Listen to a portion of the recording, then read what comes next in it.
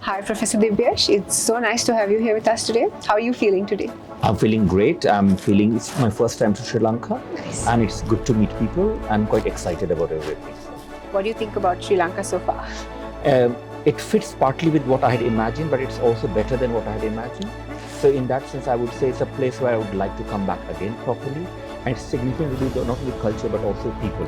The variety and the diversity of people that are here. So I'd like to know more about that. We hope you can come back and explore a little bit more. So again, we have a few questions for you. Sure. Firstly, could you provide an overview of your role as the Deputy Vice Chancellor, including your key responsibilities and objectives? Again, thank you for having me here. So I'm Deputy Vice Chancellor, so I of course help Vice Chancellor Professor Oita Bontu, and my areas are responsible for two. One is global engagement and second is employability. When it comes to global engagement, my main focus has to be on making sure that we are a very global institution. We are the most diverse in the world.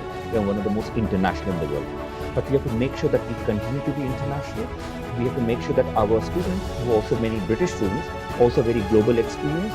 So the reality of the world is that it is a globalized world, and we have to make sure that students are globally competitive. So that's one, to provide global experience to our students.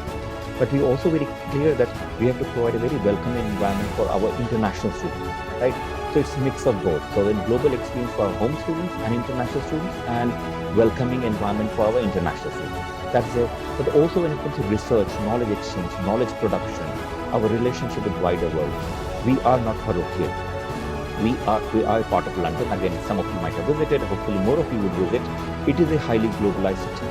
Again, someone like myself, I'm India born, London is my home, but the way I would say our university provides home to people like us who are globally oriented from different diverse backgrounds, and that's one responsibility I have, right? So in terms of making sure it's global and we support everyone. Second is employability. Now, of course, it's not only about providing education to students, but also providing right kind of skills, right kind of opportunities. And you know that even if you're best of skills, if you don't have opportunity, it doesn't do well.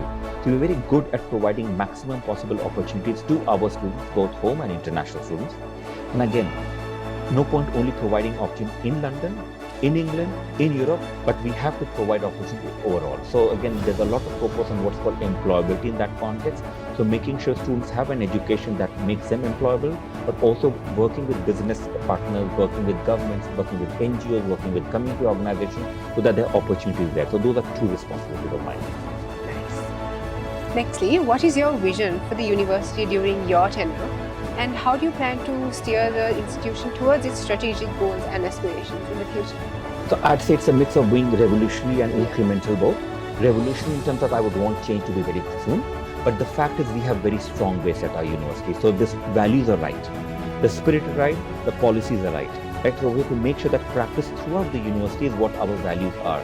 So we have a strategy called being Westminster, and it's very clear that compassion is at the heart of it. We want to be responsible. We want all students to be work towards being progressive and inclusive environment, and ultimately care about well-being. So what I would say is my vision is very clear that we have to provide the best possible environment for all students and all colleagues, by the way. We talk of students in this case, but also all colleagues to be the best version of themselves. I know it's easier said than done. So my role, of course, is to make sure that the dream we have and the dream people have and should have, we have the right kind of structures and processes for that those dreams to be fulfilled. And it sounds very cliche, but I would say that we want to be a place where people can dream and can dream freely and have the right kind of environment for dreams to be fulfilled into reality. I think we're working towards that as well, right? So engaging with students, faculty and staff is crucial for any academic leader. How do you plan to collaborate with the university community to address their needs and concerns during this period? Now, I'm myself an academic, by the way, right? And I was also a student. And I'm also a student in one sense, because we have to remember one thing, that we never stop being students, because we always learn. So that is my personal ethos. I'm a professor of international relations. So it comes in handy with the role I have. I'm very clear that we can only succeed if we work together. So in my own role so far, I have been the co-chair of the university's EDI committee, so Equality, Diversity, Inclusion. And we have worked very well on that in terms of going beyond breaking barriers and going beyond schools, disciplines, departments kind of thing. So there's a strong success record we have within our university to go beyond our small unit, right? A small unit. So in that sense, my vision and my practice is going to be to again go beyond discipline, go beyond areas to make sure that we act as one university, operate as one university, and in one sense, the responsibility and the hope that students have put in us to provide them with the best possible education, we fulfill that. So I would take it as an honor that students have given to us, an honor and offering given to us to make sure that we provide the best possible education that makes them not only a good, let's say, whatever they want to work in terms of being employable, but good citizens of the world. Wonderful. Could you share your perspective on how your leadership will impact the student body, both in terms of academic experience and the overall university environment? Again, I said I'd like my presence and my personality as well as my way of working to electrify the environment. That's how I would like to be. But I said I'm also want to believe in being practical and being incremental. So no point trying to do 10 things at the same time. So if I give you an example of one immediate thing I have done. For instance, we have come up with the whole scheme of a world in Westminster, which is there. We have a very globalized student body, but they don't always interact with each other. So we might have Sri Lankan students on their own, we might have Indian students on their own, Chinese students on their own.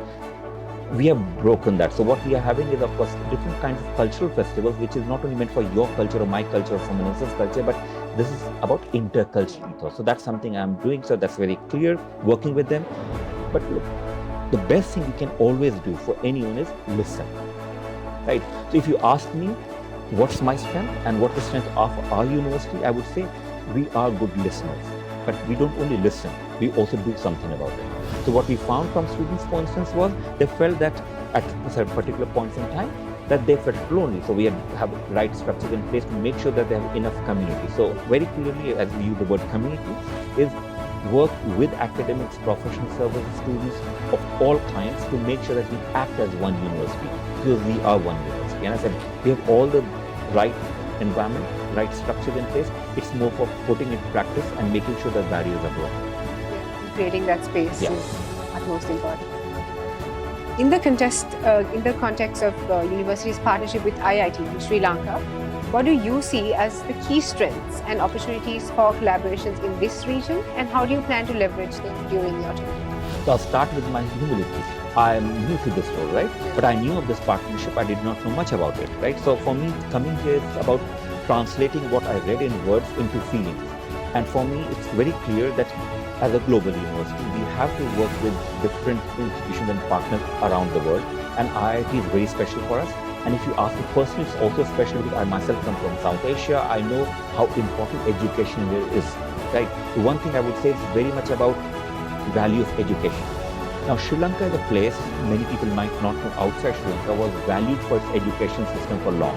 I know there might be crises here and there might be economic crisis, and young people like you might not realize what your heritage is. But I can say that Sri Lanka was known for its education system. So the way I would say is, our role is to make sure as an equal partner, as our Vice Chancellor Professor Bonfield pointed out, it is about equal partnership. It's not one where we come and tell you what to do. It's about learning with each other, learning from each other, and making sure our students, Westminster, IIT, they have more opportunities maybe to interact with each other and learn from each other in person. For our students to come here, you as students to go there, but also if it's not very easy to move between countries, also more online opportunities. So the way I would say, the one community you talked about at Westminster, IIT is part of that community. So that's something I would say is part of my vision, making sure that we work together and also explore what are the areas in which of growth, for instance.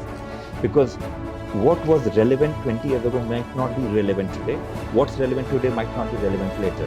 Now, how do we know what's the area of growth? We are the experts, but you are the experts also, right, as students. So sometimes younger people have more knowledge of what is happening than older people like myself. But again, what I said about listening, very good at listening. We are very good at bringing about change. And ultimately, we are a progressive institution. We want to change for the better. And ultimately, I will say that we'd succeed if we offer hope to all our students, including students here in IIT in Sri Lanka. Great. Lastly, what message would you have liked to share with our graduates today here in Sri Lanka? Now, this is what I would say is, again, be inspired, have hope. Even if things don't go right all the time because of the wider context, remember we've made it here. But ultimately, be someone who will also share your values beyond your education. So education should not only be about skills. It should not be about getting a job. It should be also about inculcating good values that make you into a good human being and a good citizen of, in this case, Sri Lanka, but also of the world. So I have a globalized perspective, but also rooted somewhat in diverse culture that Sri Lanka has. Sri Lanka is a very diverse country. Sometimes people forget that, but we have to know that diversity is respected, and that is something else we can learn from each other. Again, the sheer diversity there, diversity here, how can we work with each other? So I say to him that be proud, be happy, be humble, and fly. Thank you so much, Professor Dibyesh. I think it was quite an insightful conversation. I gained a few points as well. Thank you, and I hope you enjoy the rest of the evening. Yeah, thank you for having me here. Thank you so much.